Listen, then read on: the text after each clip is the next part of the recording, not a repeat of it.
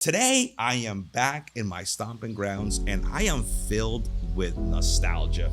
I am an Osprey today. Actually, I think I've always been an Osprey.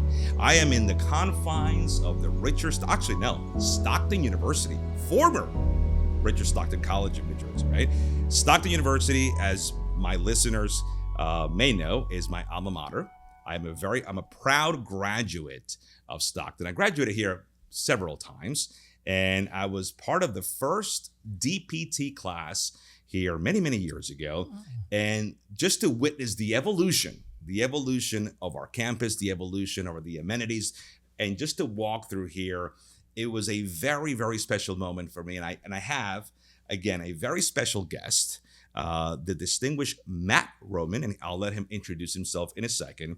But Stockton holds a very close part, a very special part in my heart.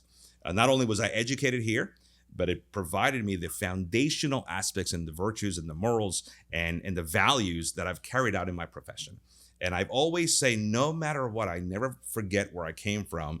And in 1996, through when I graduated, again, I will never forget this place. And this place continues to really adopt everything that is good in the industry. And I'm happy to represent our practice and be here with Matt. But one thing I wanted to tell the audience is a lot of the local people in South Jersey are going to University of Miami.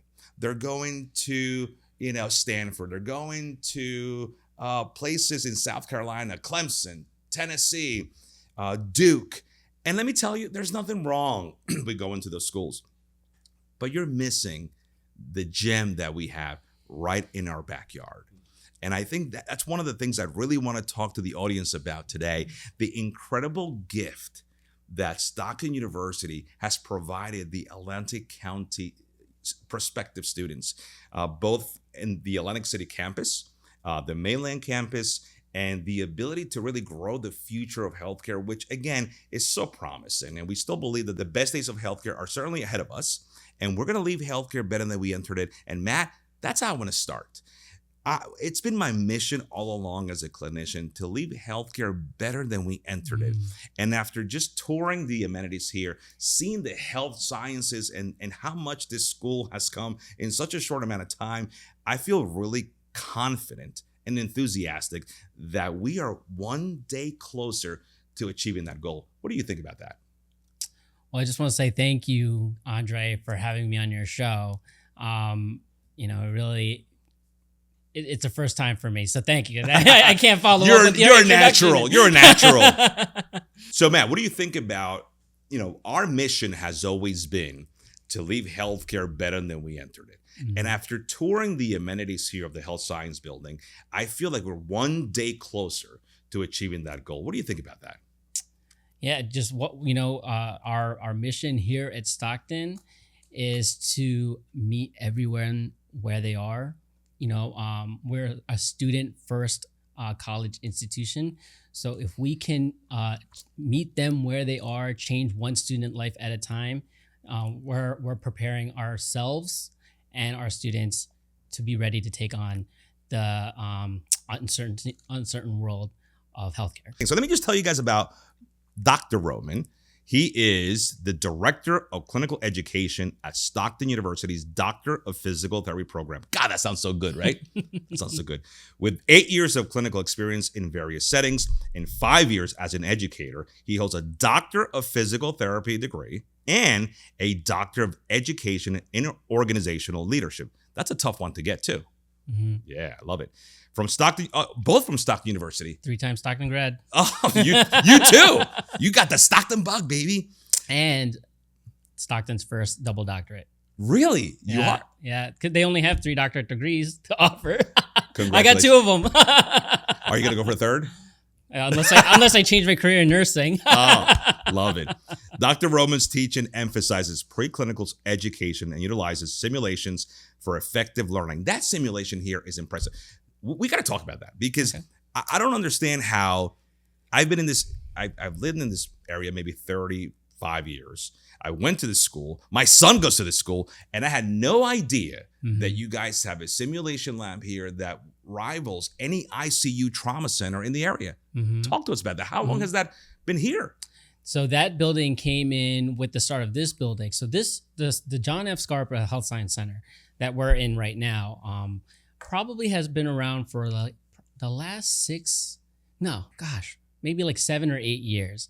And so and in this space, we developed a simulation suite, and it embodies standardized patients. It's an IPE clinic, nursing, OT, speech, and especially physical therapy. We utilize that space. For us, it creates experiential learning, which is really important, and really another avenue to really enforce the mastery of the content that we're teaching them in the classroom. And so for us, it's a form of it's a low stakes environment where students can go in, make mistakes, learn from their mistakes. There's video recording equipment in there so that they can see themselves, really heighten the debrief and the reflection process so that they can improve the next time. For the other disciplines, simulation is allowed towards their clinical experiences. So they are meeting some of their competencies in on clinical education time. Really? Right here on campus. So is that changing their affiliations requirements, or is in conjunction with it? In conjunction with it. Beautiful. So not only are they can learn like hands-on skills, blood pressure, vital signs here in the classroom. So what is it called? An adjunct kind of comes in and teaches within the space. Then that same adjunct takes them off-site to Atlanticare, to Shore Medical Center, and then you see this scaffolding from standardized patients to real-life patients, and where like the teaching kind of escalates one by one. Oh, I love it. As you're talking, you're like serenading me because I love it. I love that we have this. Dr. Roman's research interests include clinical instructor preparation and entry-level DPT programs and active learning strategies for healthcare students. My goodness, this is incredible. I again, it's and you know what? I'm mostly shocked at, amongst many things, is the incredible evolution of the campus. I know when I came here many moons ago, there were trailers and it was very segmented. I love the fact that we're getting more integrated. But tell me about your evolution, Matt, because I want the audience to know a little bit about you. And I know I gave a quick bio, but I know it doesn't do justice of your evolution as a clinician from academia and how you ended up in your role right now, which is again to be a disruptor here at the institution and make sure that the future clinician is as best prepared as possible. Yeah, for sure. So I did my bachelor's degree here in biology from my first 4 years, and then I went right into Stockton University's physical therapy program. So we have two modes of entry to the physical therapy program. There's the traditional model, which I went, where you do 4 years of undergrad and 3 years of the DPT program. Correct. But if you come in knowing you want to go into physical therapy and you're a freshman here at Stockton, we have what's called the 3+3 program, where your senior year as an undergrad begins your you start your first year as a doctoral student in the same time, saving you time, saving you tuition, and overall just keeping your student debt down altogether. So you can do 3 years of your undergrad and then finish out the 3-year graduate program. That's so it's just so my listeners understand, the physical therapy profession is a very common and popular profession. It's always has, but it's one that is a commitment. I always say, if you want to be a physical therapist, I'll never forget, Matt, one of my first times seeing patients, people are like, do you go to college for this? I'm like, yeah, and a long time. So it's two ways that Stockton University prepares students, either through their traditional. If you do your undergrad here, you can do your first 3 years of undergrad, and then the next 3 years encompasses your last year of undergrad and 2 years, which you actually graduate with a doctoral degree, which is a terminal degree in physical therapy. Right. But one or the non-traditional way, which is you get your 4-year degree either here or somewhere else, right? Right. And then you apply into the PT program, which is very, very competitive. Right. And if you're lucky to get in, you spend 3 years and come out with a DPT degree. That's right. Beautiful. So you're looking at a 6 to 7 year commitment, which includes clinical rotations in the field. So for anybody out there who did not know this, hopefully you get a little more appreciation for your physical therapist. Very highly trained clinicians that ultimately, we put it into comparison. Medical school is 4 years of undergrad, 2 years of in classroom education, and then 2 years of rotations, right? To do a 4-year medical school. So apples to apples, the education is the same. The only difference is that we get out into the workforce after those 3 years. A physician becomes a resident, right? To practice medicine. We are actually having to do physical therapy, which is a little different. But one thing I wanted to ask you is this: people are leaving physical therapy. People are not enrolling into physical therapy. People don't see this profession as promising as they did when we went to school. And that's a problem for me, Matt. And I'm not one to really look at problems and talk about them. I'm looking at solutions. So I think the first issue is that people see the physical therapy profession as one that doesn't warrant the investment, right? So I invest $100,000 into my education. I come out and I'm lucky, to not be paying student loans for the rest of my career. So what is your message that you tell your students who, again, right now when we went to school, there was no social media, there was no Instagram, there was no, all of the outlets that we have for information. So right now you might have a student, these wise guys who say to you, why am I even doing this? When I come out of school, I'm not even gonna be able to make a living. And again, we live in one of the most inflationary periods of our time where everything costs money. Christmas shopping, expensive. Life, expensive. So what is the investment? What is the investment? I'll give you my answer too. But what is your investment, in your opinion, that you would tell a student if they say to you, this is not worth it to me?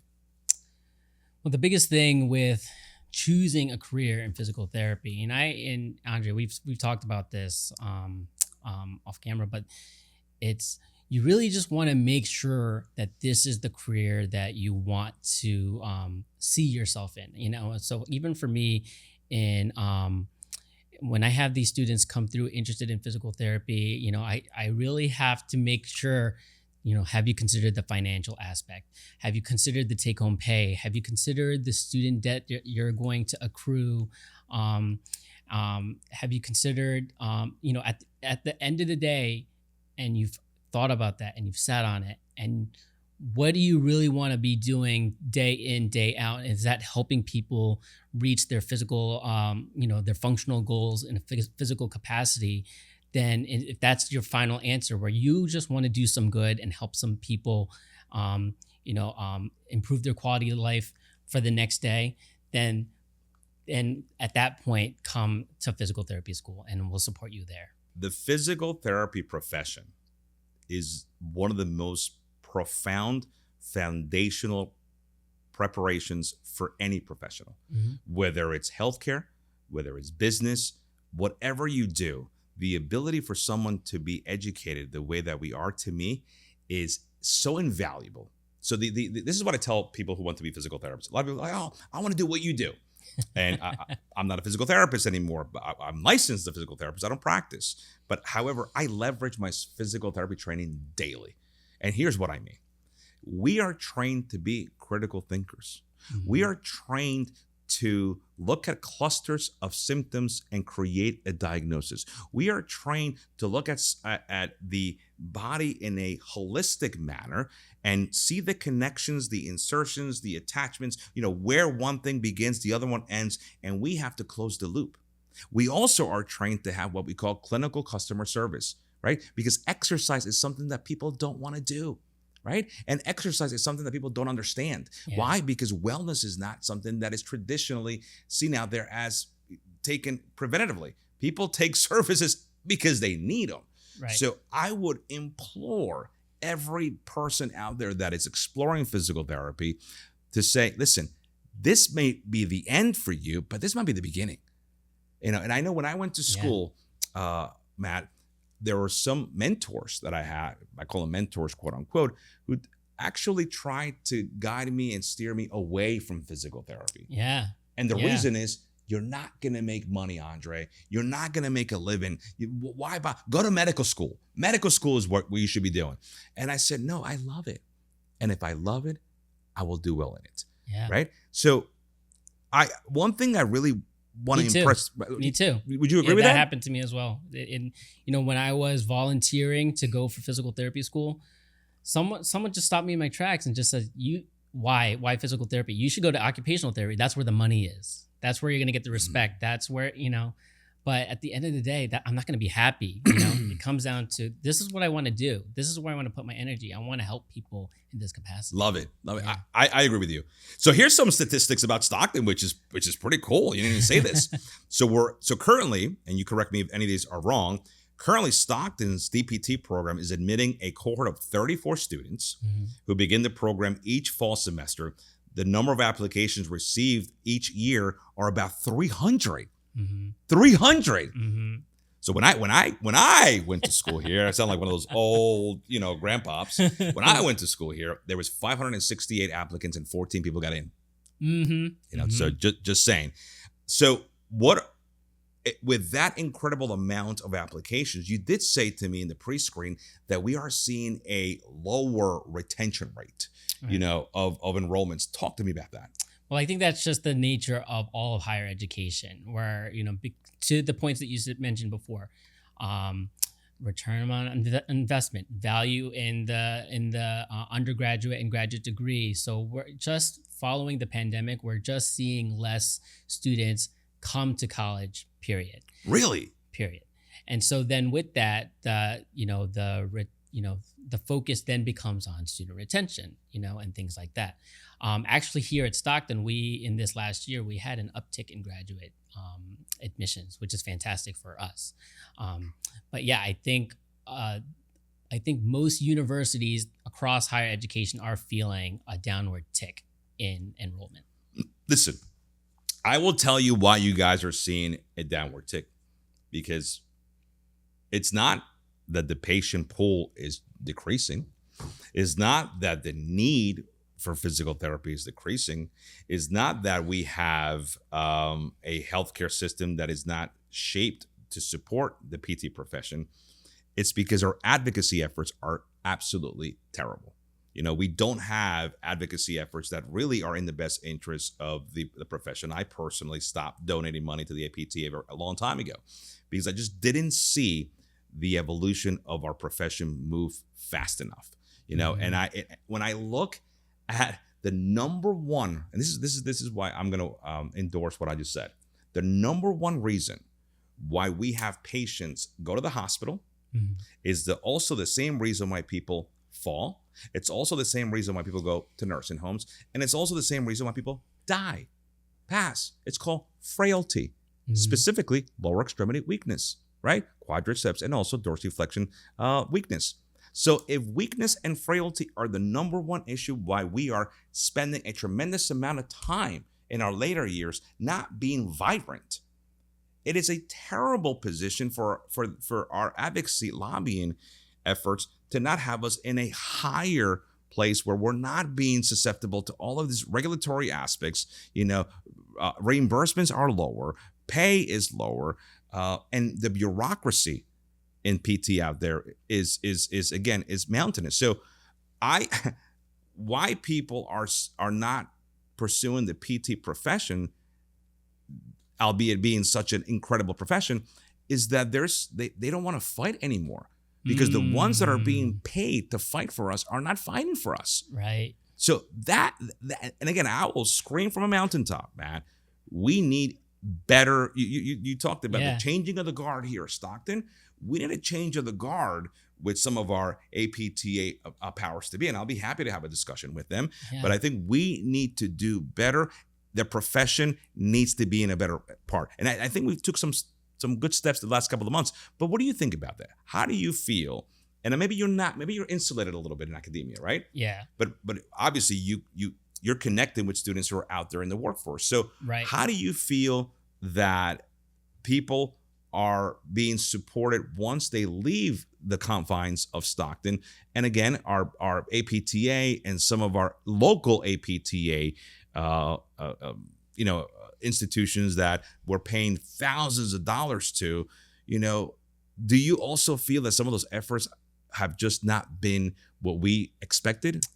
Well, I can't speak for the program, but I can speak for my own personal experience, right? Even for me, when going, I went through the program not that much later than you, but from when I went through the program, I was not taught how to advocate for myself in my needs, what I need as a clinician, how to advocate for the profession. Maybe we may like do an assignment, but there are action steps beyond that than just sending an email. How do we show up? How do we be consistent? How do we develop that resiliency to advocate for ourselves? In my personal experience, it's not happening. It's not happening in my upbringing. So then what does that mean? So if that doesn't happen in my upbringing, is it happening in others?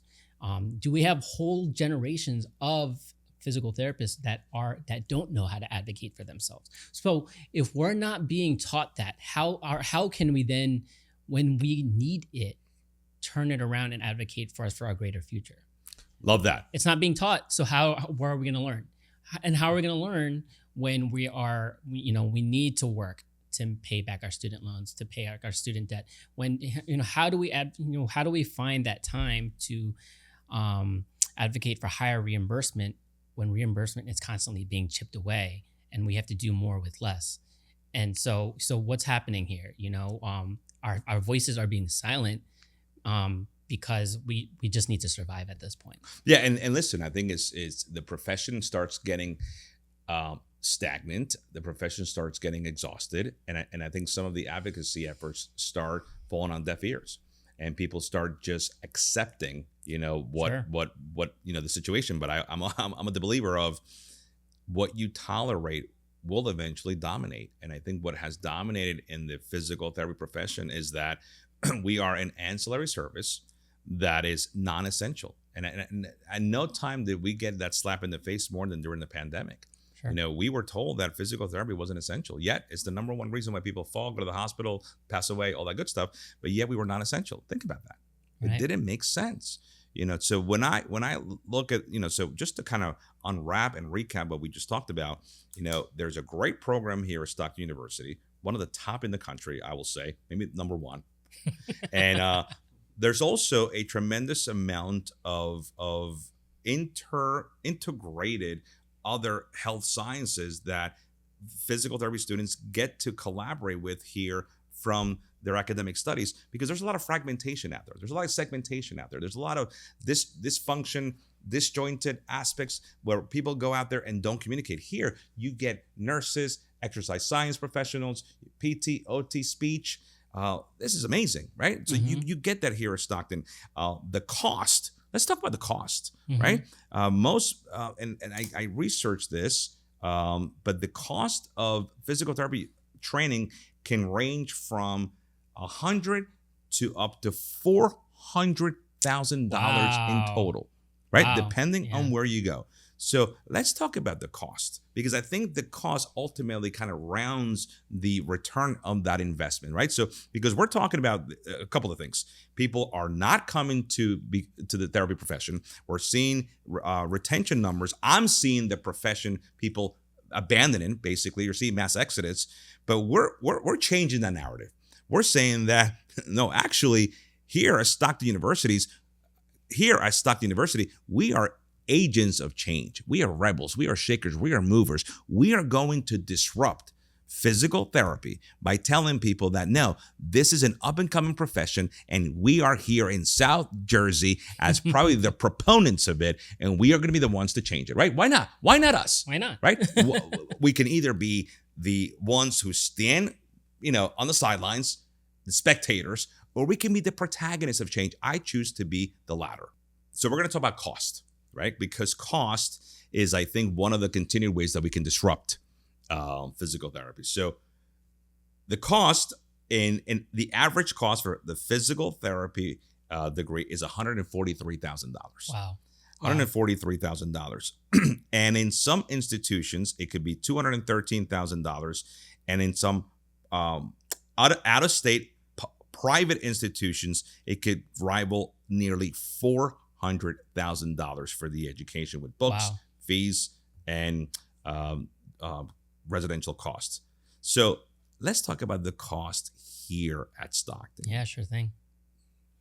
So yeah, the cost around here is for our program is about on the 100,000 scale, right?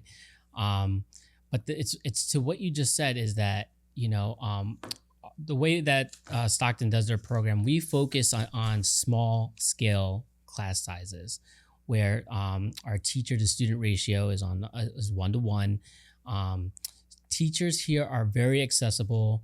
And we really focus on meeting students where they are. We really look into, what are your learning strengths, what are your learning needs, and really try to provide multiple experiences so that they can really understand and, more importantly, gain the mastery, no matter what you're coming from, no matter your background, no matter your history in education. We try to meet you and uplift you to really be the best that you can. And so, down here in South Jersey, we're trying to really be South Jersey's first choice in a teaching and learning experience. And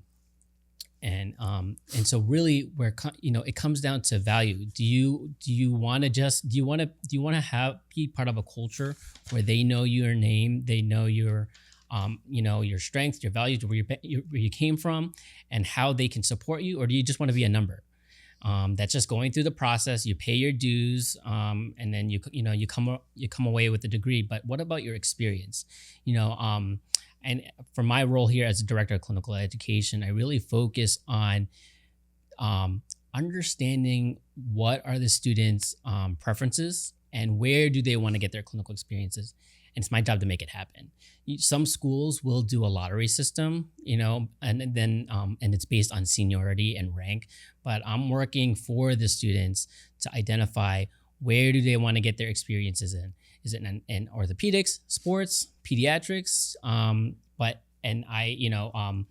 Of course, our focus is to get a variety of settings and diversity of caseload, but I really try to work closely with what they have to keep costs down. So do they have a secondary home, tertiary home? Do they have family, friends out of state? Where can we cut costs to save them money, but really get a high level clinical experience? So I spend my time, that is time well spent, where we can work within what they have but while at the same time develop an incredible experience. My goodness, I love it. So here's, and I wrote it down as Matt, the director of clinical education here at Stockton University for the physical therapy program. He gave me the perfect prescription for a prospective physical therapist to disrupt not only their academic training, but get into the real world and be absolutely bulletproof. Number one, Stockton University has a 1-to-1 student to professor ratio. That's invaluable. Yeah. That's invaluable. And you said it. You are here. You're valued. It's customized education, and you're not just a number. You go to a big school, sometimes you get lost. Right? It's in the $100,000 range, all inclusive, all involved. And that's on the lower end. As we know, the average is 150. It's also integrated learning, integrated education with the Sims Lab that allows a prospective clinician to have that mastery education, which you mentioned so well. And guess what? It's near the beach. It's near the beach, Matt. Not too bad, right? It's near the beach. Too bad. And there's also an Atlantic City campus, but I don't think we can take classes in Atlantic City campus. No. Not yet. And you said something that I love. It's like the Cheers bar back in the day. Everybody knows your name, right? Because you're not just a number. And so I think knowing the student and knowing those things, anyone who is thinking of the PT profession, I know that the South Jersey with Atlantic Care and a lot of the health systems we have, even Cooper and Virtue and all those health systems, Physical therapy is a very up and coming profession. And to me, no one should be discouraged. I think what people need to do is get educated, get informed. One of the things I want to talk to you about, Matt, again, in your role, as you're preparing people for education, not only here, but also preparation for them to be a clinician when they get out of here, technology. Sure. So how is technology being woven into physical therapy training and education here at Stockton? Because AI, right, has become a huge thing right now. And I think it's going to be a way of life. Electricity you couldn't get away from electricity in the 20th century. AI is going to be the electricity of the 21st century. So what are we doing at Stockton University, this up and coming progressive school, to make sure that we are equipping our students with the AI? And we just saw a type of AI basically, right? Yeah. From the, what is it called? The animator? What's it called? Anatomage. Anatomage. Ooh, that was impressive. So let's talk to the audience about that.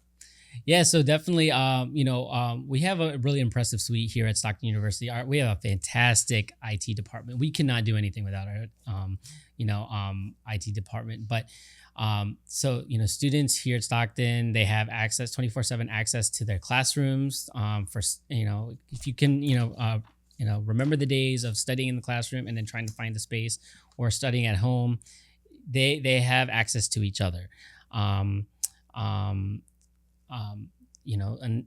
Regardless of that and the spaces. But right now, the biggest thing is while we have flexibility of teaching, of course, we want to teach in person, but life happens. Sometimes you can't, the students can't make it to the classroom. We are flexible to switch to Zoom, or be both, so that the student doesn't miss out. Really? Yeah. So we can flex. The student just needs to let us know, for one reason or another, that they can't make it, and if we can make it happen, we'll make it happen. The big, the one of the big pieces that we have is the simulation suite, where we our simulation coordinator hires standardized patients, some from the community, mostly other Stockton students in the theater and arts department, and where they help us portray some of the differential diagnosis pieces that we were looking for. And honestly, for a lot of these students, especially from our COVID kids, right, communication is their poorest skill set because they had that limited interaction, right? So here is an opportunity in the sim suite to kind of practice their communication skills, make mistakes, see how they communicated or phrased one way, and then how to improve it the next time. And the other piece I want to talk to, even crafting a professional email is a struggle for some of these students. Wow. Yeah. So we are using AI, generative AI, and chatbots is an up and coming thing that's kind of sweeping educational innovation right now. And where programs can you can do it one of two ways. You can pre-program certain phrases, and so if they ask the right questions, then we'll give them the follow-up prompt. And then so you can navigate a full subjective PT initial evaluation prior to working with a standardized patient, right? Prior to work with a practice patient, to make sure that the affect skills is being understood. What's the body language looking like? What's the volume and the tone and the conviction and intention, right? So before even that happens, chatbots are being used and integrated. So you could do it that way. The second component is generative AI, right? So where the program learns what the student is saying and kind of wraps around, responses to how the student, feeds into the system. And then that's more of a natural way, right? It's more of a fun conversational way that students can interact, saying the right thing. But what's really happening on their end from the learning aspect is they're seeing what words they need to say. Because when they're learning content, they're learning medical jargon, and then they're just spewing right back out. But to the patients that might not know this content, it's just going to go right over their head. So they need to. It's kind of like this right sizing of what are you actually trying to say? Are you saying it in the right way? Are you saying it in a way that's meaningful and in a way that they understand? Now so that's really just one aspect of it. Unfortunately, I think most programs are frankly just trying to catch up. The students that are coming into the classroom, they are using ChatGPT. They are using generative AI. It's ingrained in their study habits. They're using it to research. They're using it to get answers really quickly.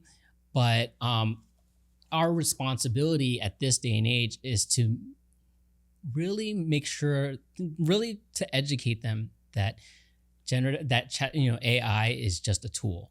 It's still flawed. It's still biased because it's based on ChatGPT is open source. So it's based on whoever is teaching the machine to learn.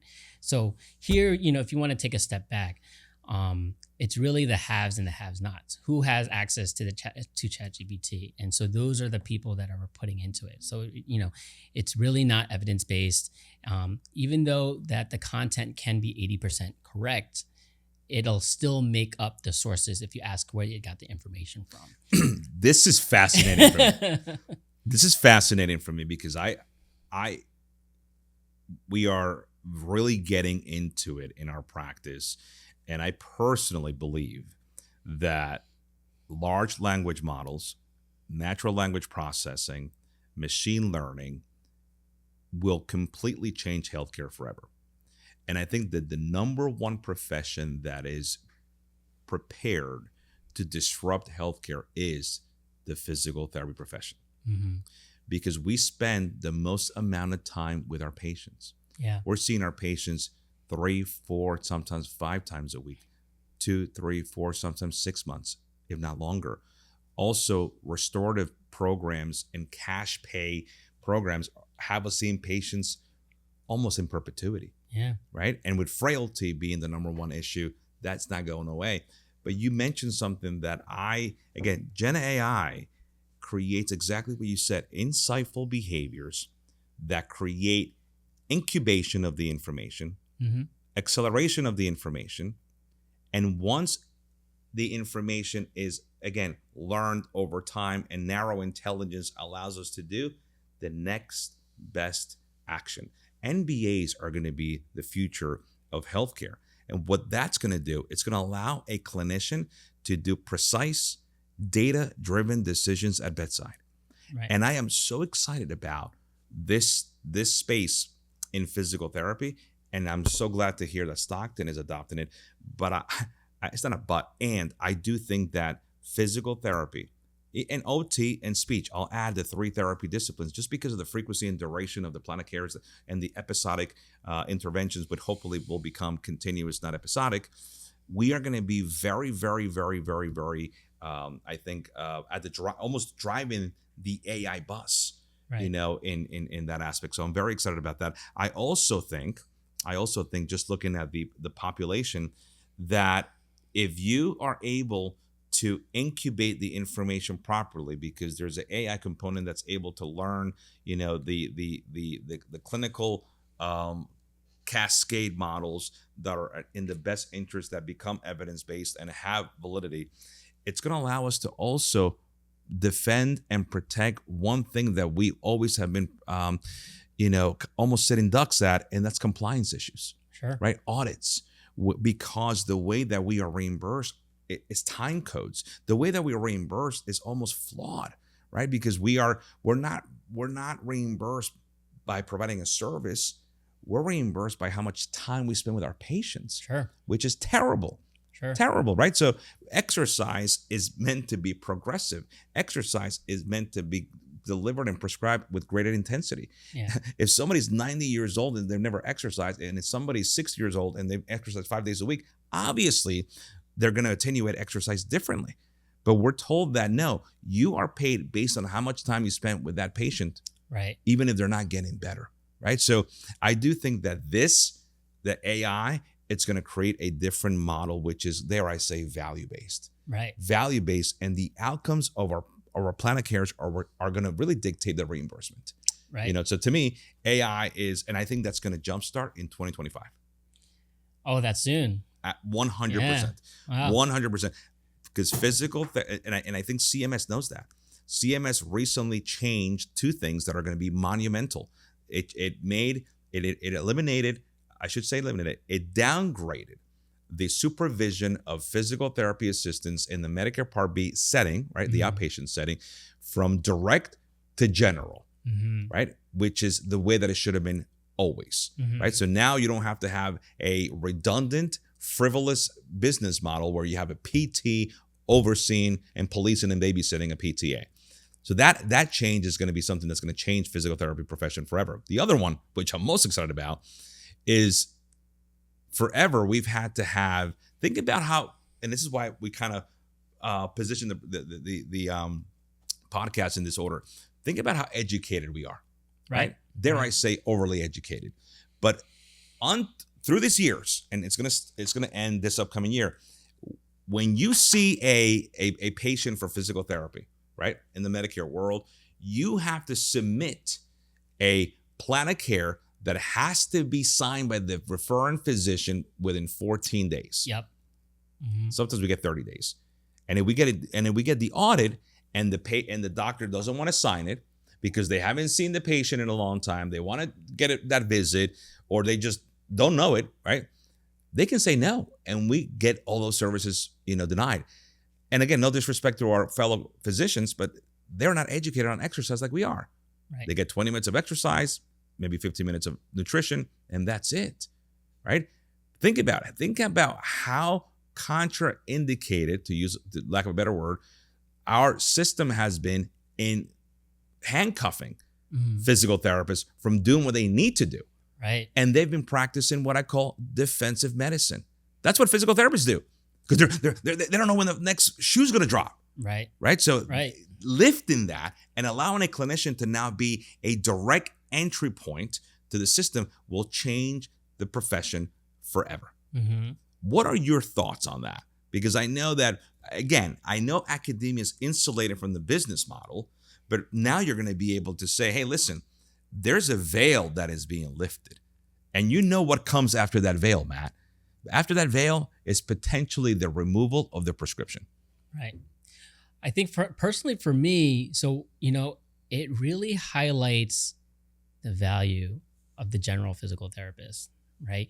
Here, if we remove, okay, go to this PT for the, eval and treat specifically for this issue. If we remove that and we go to, okay, your first line of defense before you do anything else is to go to a physical therapist and let, your clinician needs to know everything. And we're currently being prepared that way. We're just not valued that way. So now we're right sizing the value to the education. And so, ultimately it's going to be a huge cultural shift in the right direction that our healthcare needs to be. Absolutely. Yeah. Absolutely. Yeah. Again, we have a reactive illness-driven model that creates customers, not cures. And we have a model that sees you after the fact, after the fall, after the heart attack, after the stroke, after. There's no prevention. But yet you hit on a great point. We're educated one way, and then we come out into the world and we're like, what the heck? Right. What the heck? We're disciples of the insurance system. Right.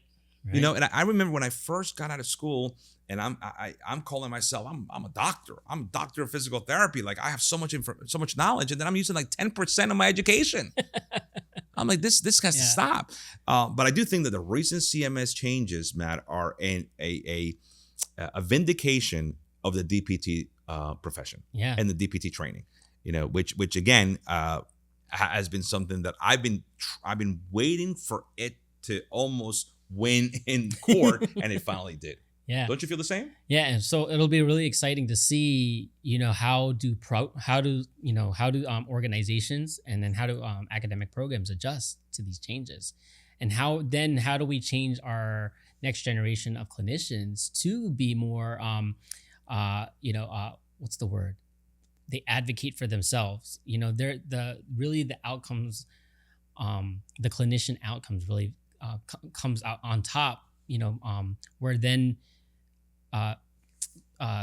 patients are going to really choose who their physical therapist is, who's the right PT for them that's going to meet them where they are to get them to reach their functional goals. Listen, amen.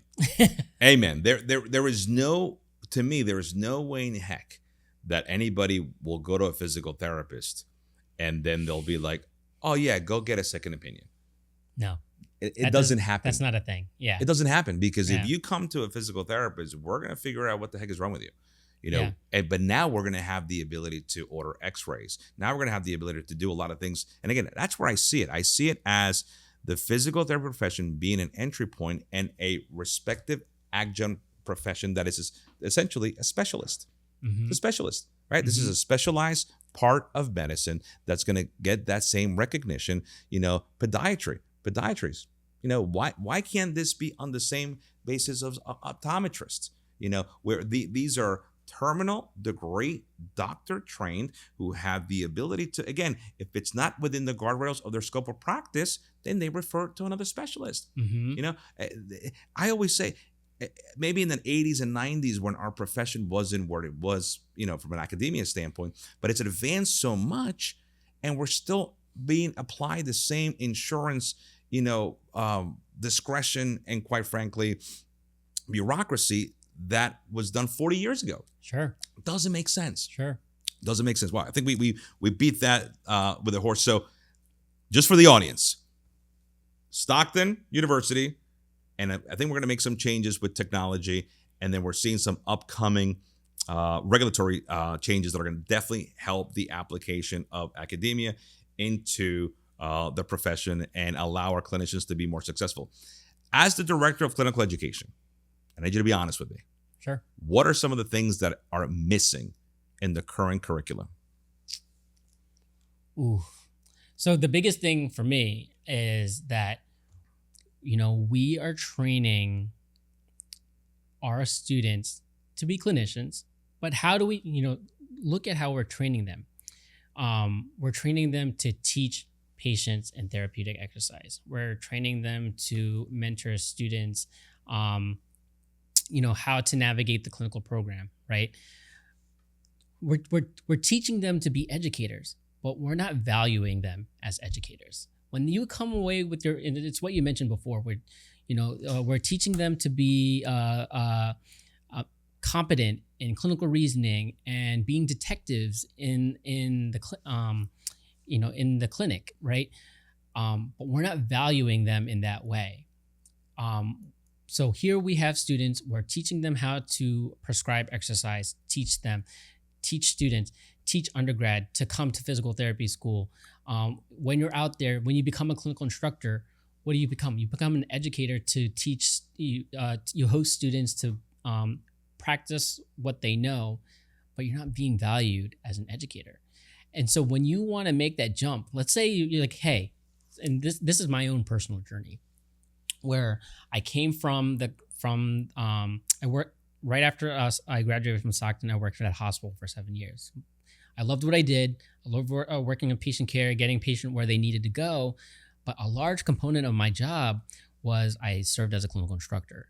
I hosted 2-3 students every single year from all different types of universities. I served as a site coordinator where I, navigated contracts and all that stuff, just because I developed this new love of helping students and teaching them, learning the skills that they need to learn, right? But nobody told me when I was going through physical therapy school that you could become a professor. You could jump into education. You could become, if you're really interested in research, there is a pathway for that. But nobody did that. Nobody that pathway, that pipeline for educators is not visible in physical therapy school. So I think that here is another skill set where students that are coming through with a physical therapy doctoral degree, they can also they also have the seeds of foundations to jumpstart themselves into higher education and academia, and we just need to do a better job at highlighting that. Love it. I was taking notes as you were talking, because there's 4 major aspects where I feel the future physical therapist can really improve upon. Sure. Right. Number 1 is every physical therapy curriculum around the country needs to have business classes. Yes. They just need to, and I think when I came to Stockton, we had physical therapy management, and it was taught. We still do. Yeah, there you go. I think it was taught by Leanne Gunther at the time. Love her.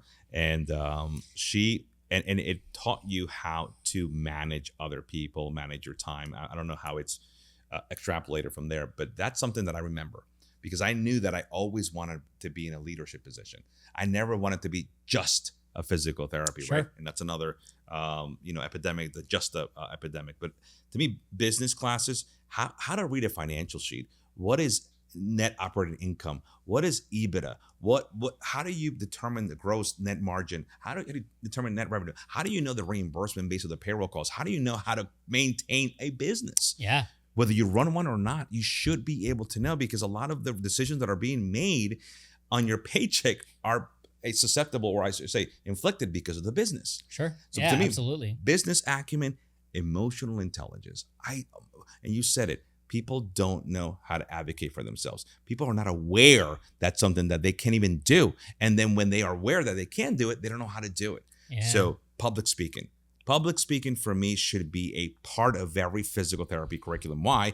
Because you have all this information, you have all this training, but you have no ability how to employ. You have no ability how to be able to advocate. You have no ability how to be able to impose on others. Guilty. Right? Public speaking for me is huge. And I'll tell you the other one. Right? We're disrupting physical therapy today. Training, academia, the profession, social media. Right? Guilty. There's Also no guilty. better place to advocate for a profession than social media. I think every physical therapy student should be out there calling themselves Dr. Roman, Dr. Gomez, Dr. this, because you have that degree. People are afraid to say they're doctors. They are. Yeah. And my mind goes crazy. Well, you're not a doctor. Yes, you are. Yep. Physicians and doctors are 2 different things. 100%. Right? You earn a degree, you pay for the degree, you go through sleepless hours, you sacrifice, and then you're ashamed of it. Yep. That's a problem.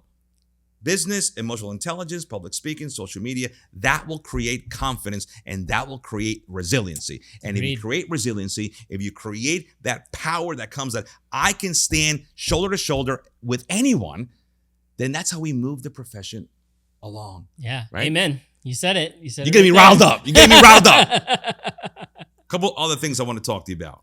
So, what makes Matt Roman happy? Honestly, if I can listen, I just see myself as a regular guy that's just trying to do good to the next person, so if I can help one person, one student, wherever they are, and help them reach their goals, I'm happy. I met my goal. I feel like I have a good eye for, I just want to make sure that everyone crosses the finish line together. I have a pretty good eye of who is, who's good, who's cruising, and who needs a little bit more TLC. And that's where I start to shine, where, I'll meet them where they are. So what's the graduation rate, man? Out of the 34 students, what is the average of the ones that end? Oh yeah, 100%. Really? Yeah. It wasn't 100% when I was here. That's awesome. That makes me happy. So for you, what makes you happy is it's that beneficence of a physical therapist, seeing others win, right? And Seeing when others others win, you win. Yeah. That's awesome. Tell me how you grew up. So I was born in San Diego, and then my parents, we moved over to Cherry Hill, New Jersey. My parents started late, right? So they are born in the Philippines. Came through to San Diego. Once my dad was a physician in the Philippines, but then once he kind of came over here, was a chemist. So he had to go through med school and all that all over again. So med school twice in his lifetime. And so once he finally got out, I think he graduated from med school in his like late 30s. Good for him. So he was just Talk like, about resiliency. he was like, no more school. But then as soon as he retired, no, like I'm retiring at retirement age. Like I'm not doing any more because I did way too much. Wow. So Was he a specialist? pediatrician. Wow. God, that's Yeah. awesome. Mom's a nurse. Mom shouldered everything.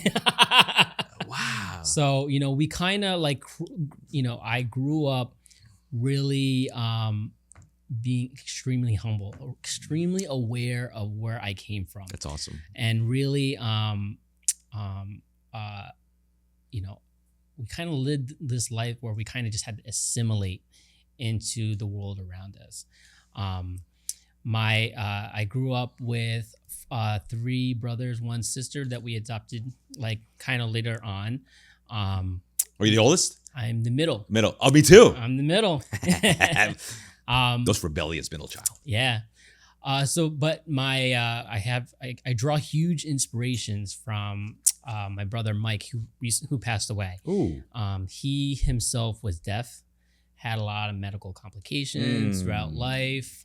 So you know, here comes the middle child syndrome. Here we got the oldest child that needs to do everything right. Then my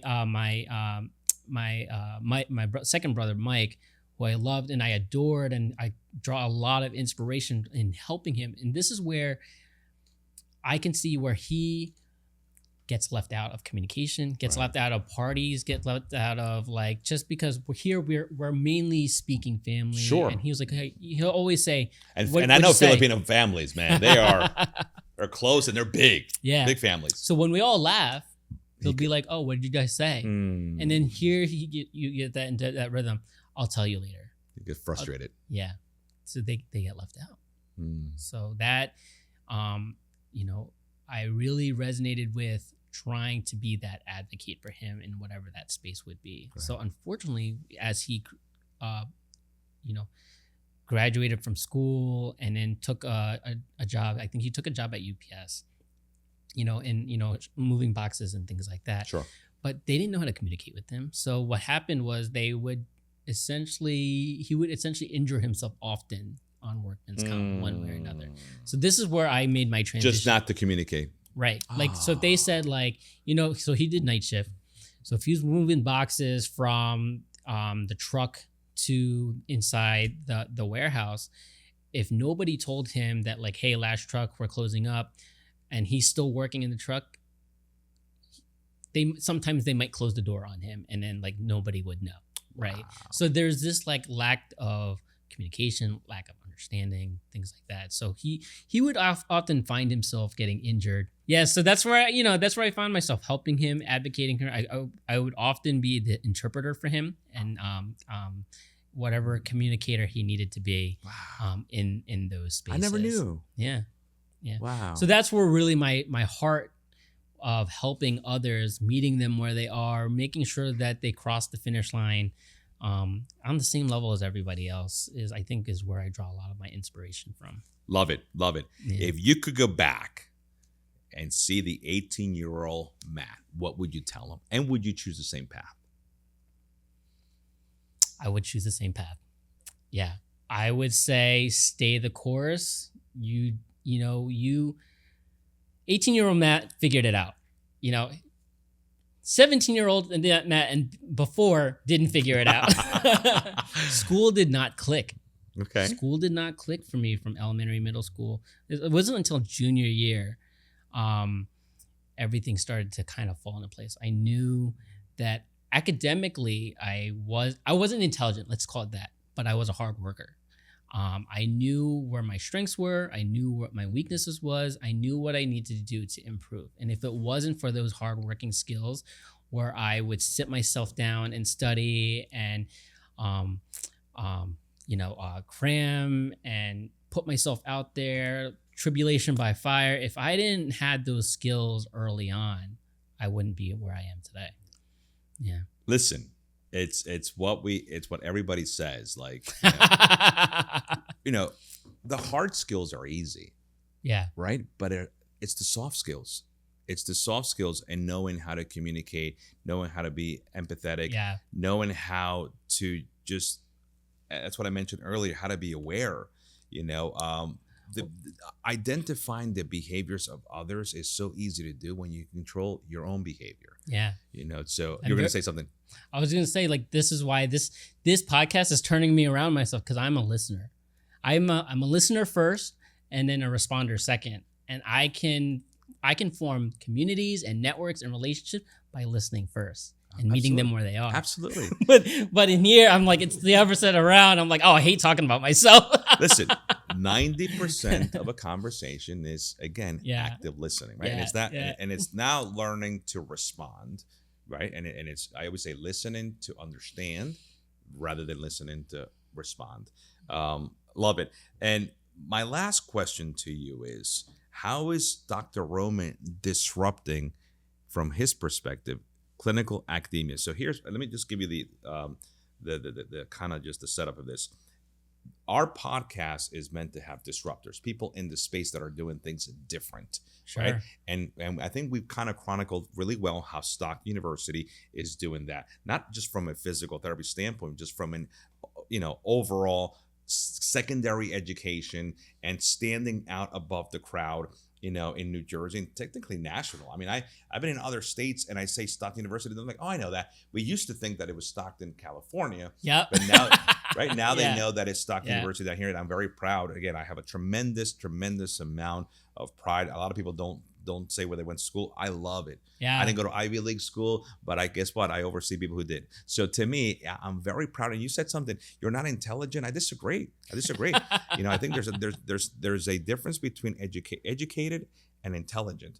You're very intelligent. And I see someone who's very versed. I think because of what shaped you. You know, and I always say, you know, our biggest source of education comes from home. But before I get to that, because I'm going to wrap up the podcast on that note, let's talk about how Matt Roman is intrinsically and potentially extrinsically disrupting the profession. Yeah, the main way is that, for me, is that I see very clearly, you know, what we're doing, you know, here in at least in my realm, in academia, in my program, I see what works, what doesn't work. And I often try, so what I'm doing with my time in my space here is, how can I really meld and bridge those gaps together? So if there is a gap in some content that we're teaching, and they're not getting the experiential knowledge, or that trial by fire, those opportunities to make those mistakes, I'm here to create them for them. You know, I'm here to reinforce student learning in a way that hasn't been taught before. I'm here to see how students, you know, how do students best learn at this day and age? What are their needs? You know, what technologies do they need? And I'm here to create for them. This is a completely different from, hey, here's the content, tried and true, been taught last 30 years, 40 years. It's worked for everyone before you. It's going to work for everyone beyond you. But it's a really rigid way of learning. And that's not what our students need today.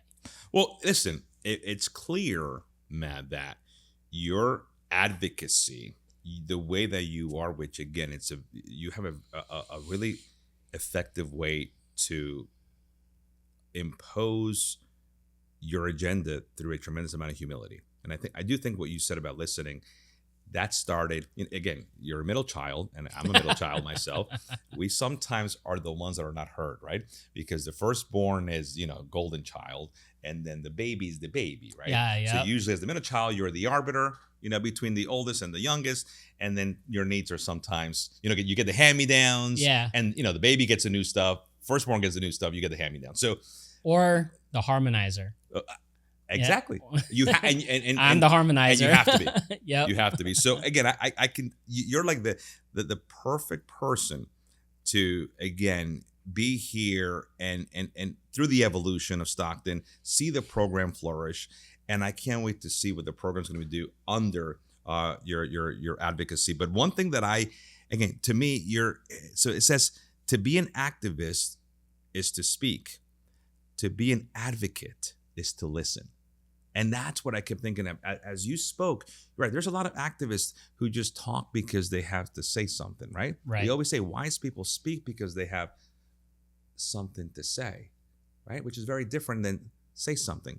But you, to me, are an advocate because you said it. I listen. And society cannot move forward without both. We need activists and we need advocates. Yeah. And I think for you, the physical therapy profession here in New Jersey, South Jersey, could not be in better hands. And I can't wait to see that move forward. And there's no mistake that what has happened around you has happened around you. I don't think it's coincidental. I think it's contingent on your efforts, previous, current, and post. I'm nothing without my community, and I'm glad that you said that, because here I recognize in myself, and I also recognize I always see myself as a strong number 2. I need a number 1 that can speak. If I have that, I will do everything for you. That's awesome. I can be, so my type of leadership, I like to be like the micro person. Are we meeting the needs of the community? What else could we be doing better? And here are my solutions to mitigate that.